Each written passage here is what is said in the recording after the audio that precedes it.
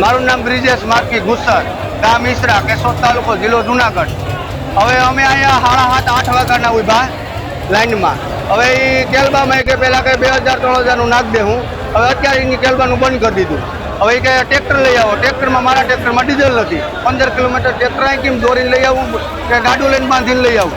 બરાબર. તો મારે 20 વીઘા જમીન છે, દાંતિયા આપેલ પડું. હવે સાહ નાખવા, માઢ રાખ કરવો તો હવે કઈ રીતના મારે કરવું? બરાબર છે. 15 લીટર ડીઝલ દે તો આખા 12 કલાકમાં કે કલાકે 2 લીટર ડીઝલ પીતું હોય તો આખા દીનું 24 લીટર ડીઝલ જોઈએ. તો હવે 15 લીટરમાં શું કરવું અમારે? હવે મેનેજ અમે એમ કહીએ કે આ ડીઝલ કાયમનું 50 લીટર એક ટ્રેક્ટર દીઠ દે ને તો ખેડૂતના આમાં વરસાદ આવે કંઈ માન ખેતી થાય એમ છે, નકર ખેતી પુરવાર થાય એમ નથી. બરાબર છે. અમે અત્યારે આ વર્ષમાં સાહેબ લાઈનમાં જ ઉભા છે. બરાબર છે. આપણે સરકારી માંડવી ખરીદી તો માંડવી ખરીદી ત્યારે લાઈનમાં, ઓનલાઈન કરવામાં લાઈનમાં, પછી આપણે અત્યારે ડીઝલમાં તો કંઈ લાઈનમાં. તો અમારે હું લાઈનમાં જ ઉભવાનું છે. આ કઈ રીતના અમારે કરવું?